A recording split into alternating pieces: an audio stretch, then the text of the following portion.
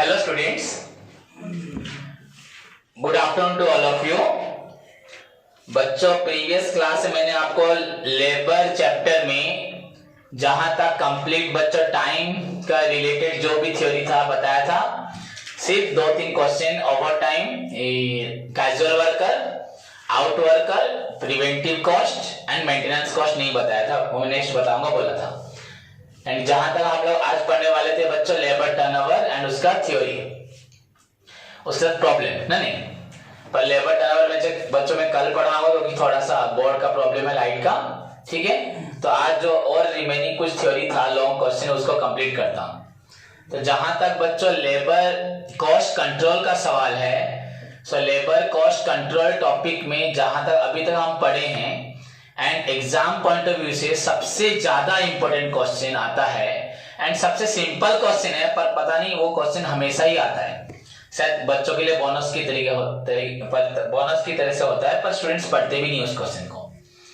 सभी आता है लेबर टर्नओवर पढ़ के चले जाते हैं। पर बच्चों, essential elements of a good wage system, आपका सिलेबस में भी देख लो, पहले लाइन में वो लिख भी दिया, एसेंशियल कैरेक्टरिस्टिक्स या ideal characteristics of a good wage system. बच्चों, हम अपने वर्कर्स के लिए वेजेस ठीक करेंगे कि हमारी कंपनी हमारे वर्कर्स को कितना वेजेस देगी। जैसे कि सपोज 1 घंटे के लिए अगर एक वर्कर काम करता है तो उसको मैं अगर दूंगा 50 रुपीज, तो 8 घंटे काम किया 400 रुपीज, तो मैंने फिक्स कर दिया कि पर आवर वेजेस है कितना 50। या अगर टाइम पे ना हो तो अगर मैं बोलूं बच्चों प्रोडक्शन होता है तो एक चीज बनाने से आपको मिलेगा 10 रुपए। अगर वर्कर बच्चों उस दिन 50 चीजें बनाता है, 50 पीसेस बनाता है, तो 50 इंटू 10 उसको क्या मिलेगा 500 रुपए। तो एनीवे जो भी हो, कंपनी अपने वर्कर्स के लिए पहले से ही वेजेस निर्धारित करती है एंड उसी के हिसाब से वर्कर्स को अपना अपना वेजेस मिलता है। बट क्या वर्कर्स हमारे वेजेस से सेटिस्फाई होते हैं या नहीं होते, ये हमें नहीं पता है या नहीं पता। तो उसको पता लगाना हमारा जिम्मेदारी है, बिकॉज बच्चों you know workers are the backbone for the success of every business organisation. Without workers बच्चों, बिना वर्कर्स के कोई भी कंपनी खड़ी नहीं हो सकती। मुकेश अंबानी जितना बड़ा भी हो जाए, जियो का एक तार भी नहीं लगा सकता है क्या? तो बच्चों ये बात, टाटा कंपनी इतनी बड़ी होने से भी क्या टाटा के इतने ट्रक चल रहे हैं कि रतन टाटा कुछ कर रहा है? कुछ भी नहीं कर रहा। So workers are the backbone for the success of every business organisation. बच्चों, their skill, their talent, their calibre, their dedication, their sincerity towards the production, towards the company is highly essential. बच्चों, these are the assets. Workers मतलब बच्चों, workers किसे बोलते हैं? Worker जिसके पास talent है, स्किल है, कैलिबर है, काम करने की माने इच्छा शक्ति है, दैट इज आवर एसेट। वो हमारे लिए एसेट है। जो नालायक है, बेवकूफ है, गधा है, वो हमारे एसेट नहीं है। तो worker skill, talent, calibre, experience is highly essential for the success and बच्चों smooth running of the business. Company को स्मूथली चलाने के लिए, सक्सेस करवाने के लिए वर्कर्स का स्किल टैलेंट होना जरूरी है एंड दैट इज व्हाई बच्चों workers are the backbone for the success of every business organisation. Okay, but बच्चों जितना जो होने से भी अगर workers are not satisfied, if workers are not given बच्चों प्रॉपर रेम्यूनरेशन, प्रॉपर बच्चों इंसेंटिव्स, अगर वर्कर्स को प्रॉपर्ली उनका जो रिटर्न देना चाहिए उनके काम के बदले अगर नहीं दिया जाएगा तो वो अपनी स्किल, टैलेंट, कैलिबर को दिखाएंगे नहीं एंड कंपनी डाउन हो जाएगी। दैट इज व्हाई बच्चों it is the duty, it is the responsibility of the company to think about the welfare of the workers. हाँ, to think about the welfare, workers की भी अच्छे बुरे को समझना है। Workers cannot be treated as बच्चों merely a worker, they are also बच्चों human being, they have their personal liking, disliking, समझ में है कि नहीं? वर्कर से बच्चों वो हमारे सर्वेंट नहीं है, वर्कर्स नहीं है, वो भी इंसान है, ह्यूमन बीइंग है, उनकी भी अपनी फीलिंग्स है, इच्छा है, उनकी भी कोई पसंद है, नापसंद है, उनका परिवार है। So definitely we must think about the welfare because our success completely based on the workers effort and workers नहीं होंगे तो हमारा कोई भी वैल्यू नहीं होगा। हुआ कि नहीं समझ में आया? So it is the responsibility of the company to think about the workers welfare, that then workers will automatically बच्चों एनकरेज होंगे, इनिशिएटिव दिखाएंगे, मोटिवेशन दिखाएंगे एंड कंपनी का प्रोडक्शन प्रोडक्टिविटी अपने आप बढ़ेगा and that will help the organisation to achieve the target. Okay, so as we know बच्चों, workers are definitely required to pay. बच्चों आपका वेजेस चाहिए वर्कर्स को, जब वर्कर्स को बच्चों पेमेंट देना बहुत जरूरी है। सो जैसे कि वर्कर्स का बच्चों, workers are the backbone and बच्चों the worker skill talent calibre is highly essential for the smooth running and the success growth of the organisation. But बच्चों we must require to motivate the worker through बच्चों आपका good wages. क्या good wages? तो what is good wages? ऐसा wages होना चाहिए जिस wages को पाने के बाद वर्कर्स कंपनी छोड़ के ना जाए। तो बच्चों वर्कर्स को हमें इस तरह से वेजेस फिक्स करना चाहिए जिस वेजेस से वर्कर्स बच्चों कंप्लीटली सेटिस्फाई हो, उनका किसी प्रकार का भी वो अपने मोटिवेशन को लूज ना करें, कभी हमारी कंपनी को छोड़ के ना जाए। As compare to other company अगर हम ज्यादा दे ना सके फिर भी वर्कर्स को मैक्सिमम सेटिस्फेक्शन हम प्रोवाइड करें। सो दैट इज वाई बच्चों हमें एक गुड वेज सिस्टम पढ़ना बहुत जरूरी है। बच्चों जिस वजह से वर्कर्स कभी कंपनी छोड़ के नहीं जाएंगे, उनको मैक्सिमम सेटिस्फेक्शन मिलेगा एंड कंपनी का वर्क अच्छे से चलेगा, उसको बोलते हैं गुड वेज सिस्टम। क्वेश्चन है बच्चों व्हाट इज एक्चुअली, ऐसा क्वेश्चन ही ये meaning of good wage system. बच्चों क्वेश्चन है what are the essential elements या फीचर्स या characteristics of a good wage system. हुआ कि नहीं सुन? एनी वेजेस बच्चों that is suitable to the worker, that will reduce the labour turnover, that will give maximum satisfaction to the workers. that will बच्चों keep the initiative of the worker, that will encourage the worker, that will बच्चों motivate the worker, that will encourage the worker to work more and more for the organization, not to lose their motivation, to retain in the organization over a long period of time till their retirement. That is known as good wage system. जो wages देने से बच्चों workers अपना कभी motivation lose नहीं करते, अपना initiative और बढ़ा के रखते हैं, अपने आप को हमेशा उस ऑर्गेनाइजेशन से जुड़े रखने की कोशिश करते हैं बच्चों, that is known as good wage system. ऐसा कोई मीनिंग नहीं है, बस बता दिया, you can write. Okay, now what are the essential elements या characteristics of a good wage system. तो बच्चों जहां तक गुड वेज सिस्टम का सवाल है बच्चों, बहुत सारे कैरेक्टरिस्टिक्स हैं, सबको आपको लिखना है, वेरी सिंपल है। तो पहला पॉइंट बच्चों फेयर। क्या फेयर? FAIR। तो बच्चों फेयर मतलब क्या, तुमको समझ में आ रहा है? फेयर मतलब बच्चों, अनफेयर का मतलब क्या है? अनफेयर का मतलब अगर देखा जाए जो सही नहीं है, हाँ, या अनफेयर ट्रीटमेंट, किसी के साथ नाइंसाफी करना, वो अनफेयर ट्रीटमेंट हो, गलत करना, जायज चीज नहीं करना। फेयर मतलब जायज, जो सही है। सो बच्चों वर्कर्स को इस तरह से पेमेंट देना चाहिए सो दैट बच्चों it should be suitable for both the employer and employee. बच्चों तुम लोग काम करते हो, तुम्हारे प्रोडक्ट को मैं बेचता हूं, उससे मुझे प्रॉफिट होता है, उस प्रॉफिट से ही मैं तुम लोगों को क्या देता हूं? अपनी इनकम से देता हूं। तो इस तरह से वेजेस फिक्स होना चाहिए कि वो मेरे लिए भी ठीक हो, तुम्हारे लिए भी ठीक हो। इसका मतलब नहीं कि ज्यादा प्रॉफिट मैं ले लूं और तुमको अत्याचार करूं, शोषण करूं, या तुमको ज्यादा दूं तो मैं अपना ही मोटिवेशन लूज करूंगा, मुझे भी कुछ नहीं मिलेगा। So wages should be fixed बच्चे in such a manner so that it should be fair to both the employer and the बच्चे employee। इसका मतलब नहीं ज्यादा वर्कर्स को दे दोगे एंड एम्प्लॉयर खुद बच्चों पछताएगा, वो खुद डूब जाएगा, एंड वर्कर्स को फिर कहां से पैसा मिलेगा? एक बार मिल जाएगा ना, अगले दिन। अगर मैं खुद खड़ा नहीं रहूंगा तो तुमको दे पाऊंगा क्या? तो पहली बात खुद खड़ा होना है कि नहीं होना? So बच्चों the wages should be fixed बच्चों in such a manner so that it should be fair for both the employer as well as the employee. That is why बच्चों such wages must be fixed on a scientific basis. Scientific basis पे fix करना है by ensuring the standard of the worker। एक worker का standard इतना, इसके लिए इतना वेजेस होगा, तो कम स्टैंडर्ड का थोड़ा कम होगा। इससे क्या होगा बच्चों, जो लेस स्टैंडर्ड है वो भी अपने आप को एफिशिएंट करने के लिए ट्राई करेगा, एंड जब वो एफिशिएंट हो जाएगा उसको भी ज्यादा मिलेगा। इसका मतलब नहीं standard and non standard worker को सेम वेजेस दोगे, इससे क्या होगा, स्टैंडर्ड वर्कर तो काम करेगा ही नहीं, वो सोचेगा क्या नॉन तो करेगा ही नहीं, एंड स्टैंडर्ड वर्कर देखेगा मैं काम करके इतना पैसा पा रहा हूं, उसे बिना काम के मिला तो मैं भी काम नहीं करूंगा। So wages should be fixed बच्चों in such a manner so that it should be fair to both the employer as well as the employee, and it should be fixed बच्चों scientifically, सोच समझ के प्रैक्टिकली हमें veg देना है। हमारे लिए क्या सुइटेबल है हमेशा ये देखना नहीं है, हमेशा सिचुएशंस क्या है उसके हिसाब से वर्कर को क्या देना चाहिए देखना चाहिए।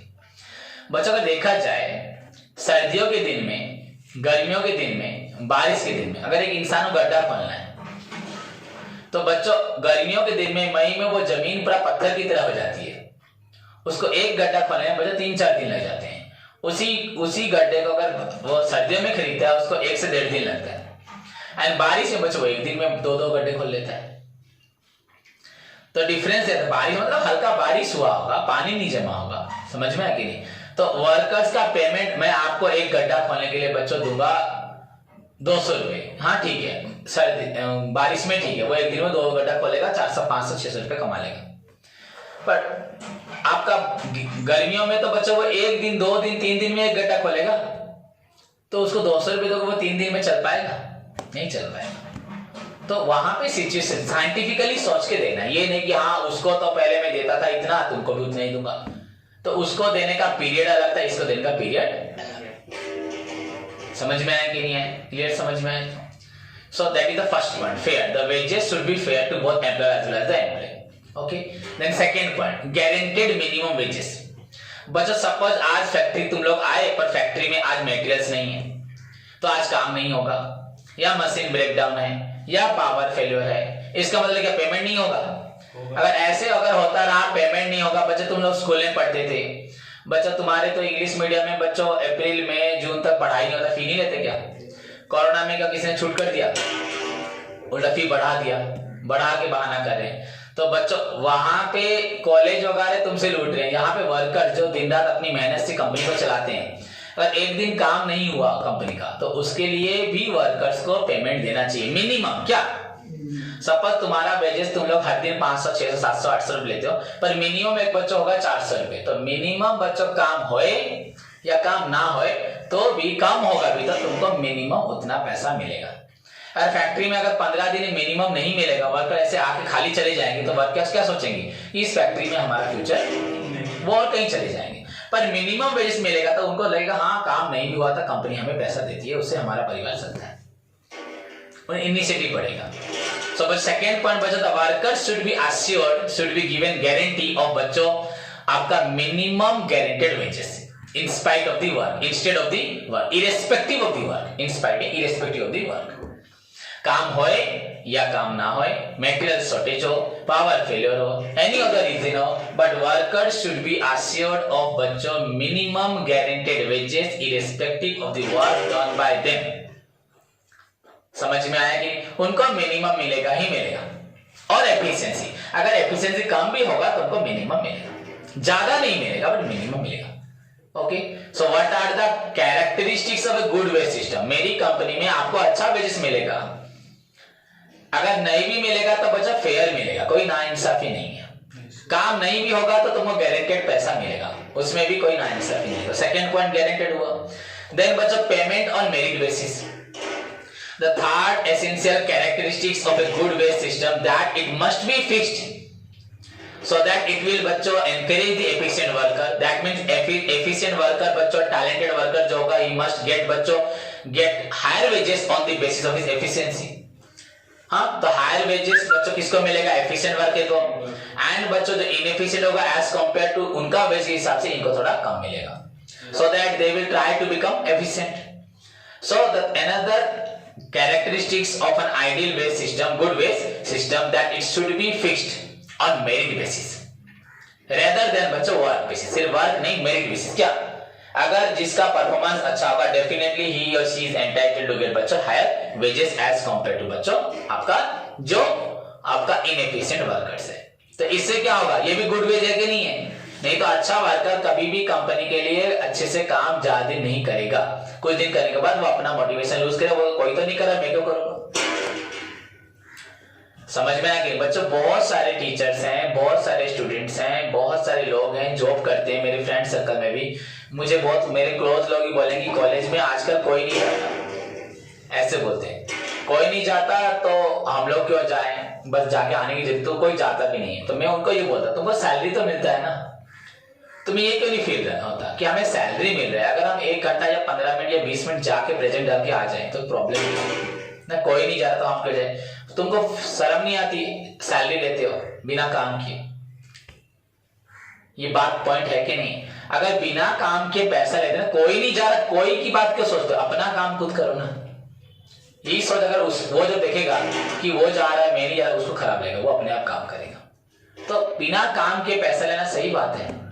ये भी तो बहुत गलत है ना। हाँ, ये गवर्नमेंट सेक्टर है, पब्लिक सेक्टर है, चलेगा, प्राइवेट में चलेगा नहीं चलेगा। सो थर्ड पॉइंट बच्चों payment on merit basis. Then distinction between बच्चों skilled and unskilled worker. Skilled worker are always paid बच्चों मोर देन या हायर देन बच्चों as unskilled worker. So definitely the wages should be fixed in such a way that the skilled worker बच्चों definitely earn more than unskilled worker. That is the another characteristics of a good wage system. तो पहला point हुआ fair, बहुत सारे points बताऊंगा। Fair बच्चों, the wages should be fixed in such a way so that it should be fair to both the employer as well as the employee. Fair का मतलब बच्चों ऐसा नहीं कि एम्प्लॉयर अपनी पॉकेट से काट के पैसा देगा, तुम्हारे काम से जो इनकम होगा उसी से तुमको भी देगा, उसे वो खुद भी देगा, क्योंकि उसने ऑर्गेनाइजेशन बनाई, कैपिटल खर्च किया, दिमाग लगाया, तो उसको भी अर्निंग मिलेगा। So such wages should be fixed scientifically, okay, by keeping into account the standard of the workers and work. Second point बच्चों आपको बताया था मैंने, guaranteed minimum wages. The workers are assured of बच्चों providing guaranteed minimum wages irrespective of the work और efficiency shown by them. Efficiency दिखाएं या ना दिखाएं, तुम्हें जॉब मिला है मतलब तुमको, माने एफिशिएंसी में बहुत अच्छा ना काम करे फिर भी तुमको मिनिमम मिलेगा, गलत करोगे तो निकल जाओ। हुआ? Then payment on merit basis. Another characteristic of a good wage system that payment should be given to the worker on their merit basis. तो समझ में आ रहा है? देन नेक्स्ट पॉइंट बोला distinction between the skilled and unskilled worker. बच्चों payment should be made in such a way that payment ही बच्चों आपका डिस्टिंग्विश कर देगा, ये है स्किल्ड, ये है अनस्किल्ड। एक बाजार में सारी दुकान में गुपचुप का रेट सेम है, सारी दुकान में समोसे का रेट सेम है, सारी दुकानें बच्चों आपका जो भी आप स्नैक्स या फास्ट फूड खाते हो सबका रेट सेम है? सेम तो नहीं। क्यों सेम नहीं है? अलग अलग क्यों है? जिसका क्वालिटी ज्यादा वो डेफिनेटली ज्यादा लेगा। समझ में आया कि नहीं? तो तुमको इस तरह से पेमेंट देना है, वो पेमेंट ही बच्चों डिक्लेयर कर दिया कौन है एफिशिएंट कौन है इनएफिशिएंट। देन बच्चों आपका फ्लेक्सिबल, क्या ये पॉइंट मैंने आपको बताया। गर्मियों में जो पेमेंट फ्लेक्सिबल मतलब डायनामिक, चेंजेबल।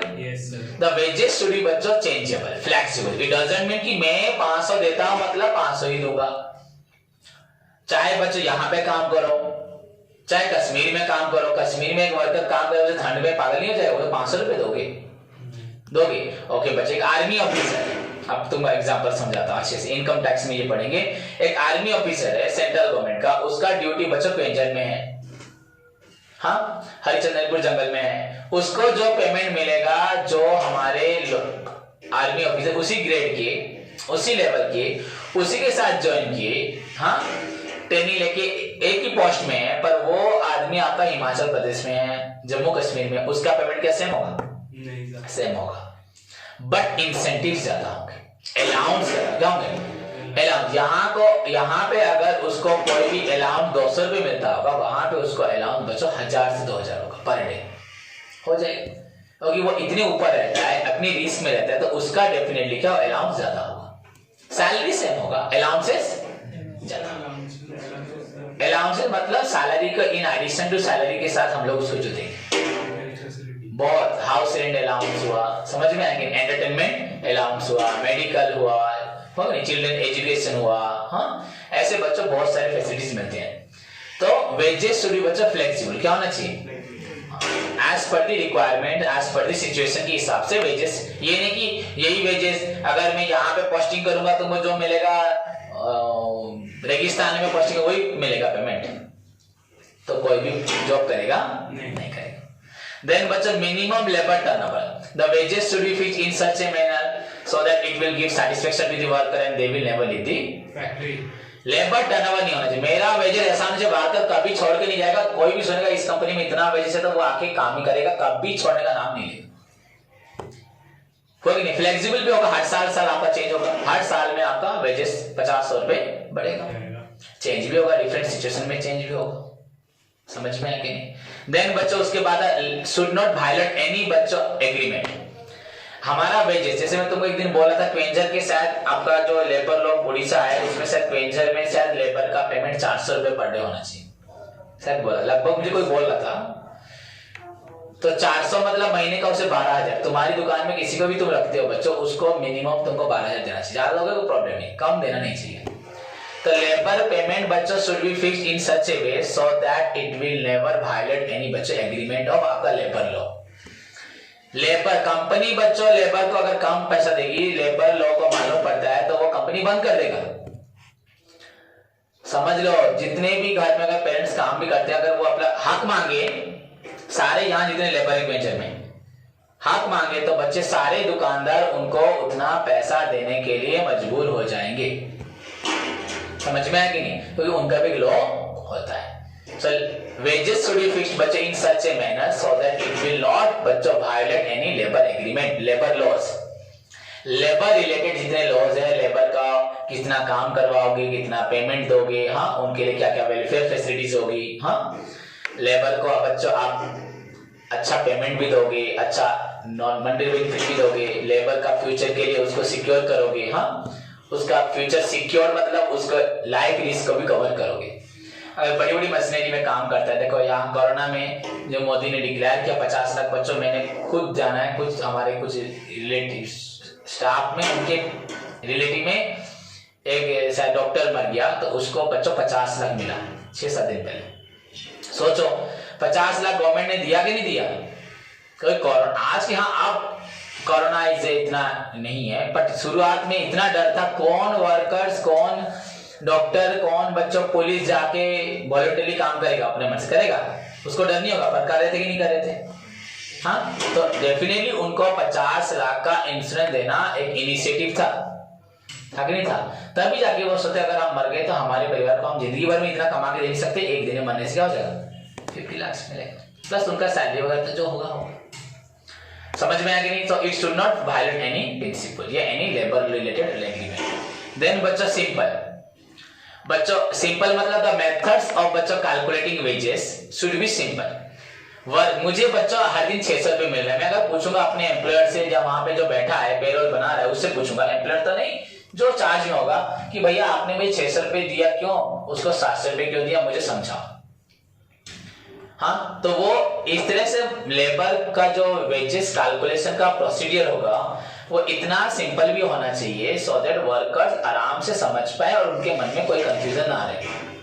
हाँ, द कंप्यूटेशन ऑफ वेजेस बच्चों शुड बी सिंपल होना चाहिए so that the worker will understand. नहीं तो वर्कर अगर नहीं समझेंगे तो वर्कर के मन में हमेशा ये डाउट है कि शायद मुझे कम वेजेस दे रहे।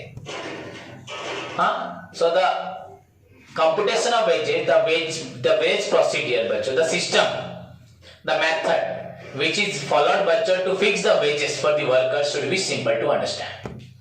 जो पद्धति रे मु तुमको दरमा दोची मो दरमा द्वारा पद्धति कौन, वो सारे वर्कर्स को आसानी से समझ आना चाहिए, अदरवाइज इससे डिस्प्यूट या कॉन्फ्लिक्ट क्रिएट हो जाएगा। समझ में आया कि नहीं? तो वेजेस फेयर होना चाहिए, गारंटेड मिनिमम वेजेस होना चाहिए, payment must be on merit basis होना चाहिए, पेमेंट ऐसा होना चाहिए जैसे कि डिक्लेयर कर दे आपका स्किल्ड वर्कर कौन है, अनस्किल्ड वर्कर कौन है। इट मस्ट बी बच्चा फ्लेक्सिबल होना चाहिए, मिनिमम लेबर टर्नओवर होना चाहिए, it should not violate any labour related agreement. अभी बोला सिंपल, क्या बोला? समझ में आया कि नहीं? उसके बाद बच्चों आपका assurance to equal pay, to assurance for equal pay for equal work. हाँ, एक एश्योरेंस का बच्चा another characteristics of a good wage system that it must give an assurance to the worker for equal pay equal work. If you work more, you will get more. If you work less, you will get less. If you work equal करोगे तो equal payment मिलेगा, and if do not work, कोई payment नहीं मिलेगा। पर do not work में यहाँ पे minimum wages मिलेगा। कंपनी में minimum wages मिलेगा। do not work में तुम नहीं करोगे से, काम नहीं है करने को तो मिलेगा, काम है नहीं करोगे, अब बैठ के वो पैसा पाओगे। हाँ, तबीयत खराब है अलग बात है, बैठ के पैसा पाओगे, काम है नहीं का तो पनिशमेंट नहीं पड़ेगा। एक टीचर कॉलेज गया है, बच्चे आए हैं, क्लास नहीं कर रहा, कोई ड्यूटी भी नहीं है, तबीयत भी खराब नहीं है, घूम रहा है, लीव भी नहीं है, तो उसको पनिशमेंट नहीं होगा। उस थोड़ी सी पनिशमेंट की वजह से सस्पेंड भी कर सकते हैं, सस्पेंड भी वो हो सकता है।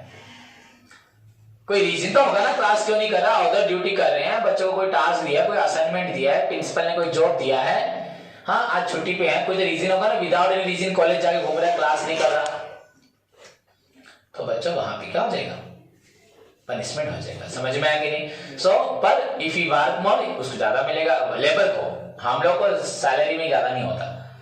If you work more you will earn more, बच्चे इफ यू वर्क लेस बच्चे you will earn less. Okay, then बच्चों wage rate in the same area industry, मैंने बोला ना इस एरिया में अगर इंडस्ट्री, इस पास में जितनी इंडस्ट्री ऐसी हैं ऐसे इस एरिया में अगर वर्कर्स को 600 भी दिया है तो मेरी इंडस्ट्री भी डेफिनेटली 600 ही देगी या 600 ज्यादा देगी, कम नहीं दे सकती। उस एरिया का जो वेजेस वर्कर्स के लिए फिक्स हो रहा है वो भी वही हमारे वर्कर्स के लिए भी होगा। मेरी बात समझ नहीं? एक पर्टिकुलर एरिया का बच्चों वेजेस होता है, इसमें बोला पेंशन भुवनेश्वर में अलग होगा, नहीं अलग होगा, कटक भुवनेश्वर अलग होगा, संबलपुर अलग होगा, दिल्ली मुंबई कोलकाता चेन्नई हैदराबाद पुणे में अलग होगा। तो बच्चों आपके वो लोकेशन के हिसाब से भी जो सेम एरिया सेम इंडस्ट्री का जो जो वेज होता है उसको भी तुमको फॉलो करना है। अगर वही सिमिलर इंडस्ट्री कांच का इंडस्ट्री अगर वेजेस देती है 600 तो हमें भी चल जाना, पर कांच के साथ लोहे को कंपेयर नहीं करते, समझ में आएगी? तो डिफरेंट डिफरेंट एरिया का भी वेजेस बच्चों अलग होता है। तो you have to consider the wages of the same area, the same industry while fixing the wages. So these are the points bachcho which are taken into account while fixing the wages of the worker. The wages should be fixed in such a way so that it should be fair to both employer and employee. Guaranteed minimum wages in respective of the work. आपका payment on your merit basis. If you work more efficiently, you will entitled to get more wages. And less efficiently करो तो less मिलेगा. Okay. Distinction between आपका skilled है unskilled worker, okay, flexibility in paying the wages बच्चों, minimum labor turnover, minimum labor turnover बोला, should not violate any labor related agreement या industrial law, factory act को violate नहीं करेगा। Then should be simple to understand by the workers, कैसे हमारा labour का payment निकाला जा रहा है हमें मालूम होना चाहिए ना? नहीं बच्चों, assurance for equal pay for equal work, equal काम करते हो, वो जैसा करता है, तुझे प्रॉब्लम है सर उसको 700 दिया, तू भी कल उसी तरह काम कर, तो भी क्या लगी जाएगा 700 और तू भी अगर इसी तरह काम कर तो भी कल 600 लेगा, तो भी डर होना चाहिए। एंड फाइनली बच्चों आपका wages rate in the same area और सेम इंडस्ट्री डेफिनेटली सेम होना चाहिए। So these are the points बच्चों which are highly taken into account but considered बच्चों while fixing the wages to the worker, and that becomes taken as बच्चों the essential features of a good wage system. Fixing wages is not a great task अगर बोला जाए, but technically fixing wages by considering all these points is a great task.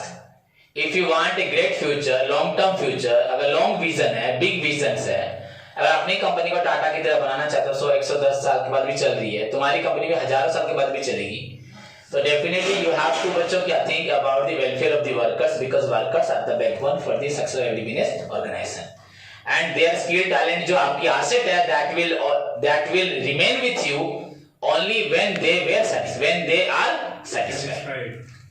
जब तक वो satisfy होते हैं तब तक तुम्हें वो अपना स्किल दिखाएंगे, जिस दिन सैटिस्फाई नहीं होंगे वो छोड़ के भाग जाएंगे। समझ में आएंगे? तो उनकी स्किल टैलेंट कैलिबर, उनके इनिशिएटिव, उनके मोटिवेशन, उनका जो attention, their sincerity, their loyalty towards you and your factory will remain with you only when they will get बच्चों good wages। क्या good wages? And good wages is that wages बच्चों which should be fixed by taking into account the following elements which are known as the characteristics। जिसको इन सारे points को ध्यान रखते हुए मैं फिक्स करूंगा, कैरेक्टरिस्टिक्स। ऐसा नहीं कि मालिक सब ले जाएगा लेबर को नहीं मिलेगा, मालिक को भी मिलेगा लेबर को भी मिलेगा, सब कुछ गारंटेड मिलेगा, मेरिट बेसिस पे होगा, डिस्टिंक्शन क्रिएट करेगा, टाइम पे टाइम चेंज भी होगा, किसी लेबर लॉ को वायलेट नहीं करेगा। समझ में? सिंपली वर्कर समझ पाएगा उस एरिया का कोई भी लेबर रिलेटेड लॉ भी वो वायलेट माने एरिया का जो वेस होगा उस एरिया के हिसाब से भी वो शूट कर रहा होगा। समझ में? देन वर्कर्स कंपनी में हमेशा रहेंगे एंड तुम्हारा टारगेट, तुम्हारा ऑब्जेक्टिव, तुम्हारा जो भी एम था तुम्हारी फैक्ट्री को आगे बढ़ाने का, वर्कर्स को सेटिस्फाई करने का, लेबर टर्नओवर को रिड्यूस करने का, and moreover the topic का नाम है हमारे बच्चों लेबर कॉस्ट, मतलब लेबर कॉस्ट कंट्रोल। क्या लेबर कॉस्ट कंट्रोल अपने आप हो पाएगा। Okay, so this is all about your बच्चों essential elements of a good wage system. Okay, now write down बच्चों होमवर्क लिखना, होमवर्क सभी करके आएंगे। जीएम दिया था ना मैंने 1 से 5, कहां तक किए हम लोग? 10 तक किए, 6 तक किए, तो 6 तक कंप्लीट करो। एचएम बच्चे HCM करके आए, HCM का थ्योरी पढ़े, reciprocal of the arithmetic average of the reciprocal of the arithmetic average, reciprocal of the arithmetic average of the reciprocal of the individual observations. Formula को याद करो, फॉर्मूला याद करोगे तो आएगा। फॉर्मूला क्या था? n by n sir 1 by x का होल सिग्मा बाई n। क्या बोलते फॉर पढ़ के आओ ठीक से आंसर। जीएम का मतलब it is the nth root of the n number of items. n root of the n number of item, product of the n, सब फुल सब हो जाएगा। पढ़ के आओ, पहले सबका थ्योरी पढ़ोगे उसके बाद प्रैक्टिस करोगे, ठीक है? HCM खत्म करके आओ थ्योरी के साथ। हाँ ओके ठीक है, गॉड ब्लेस यू।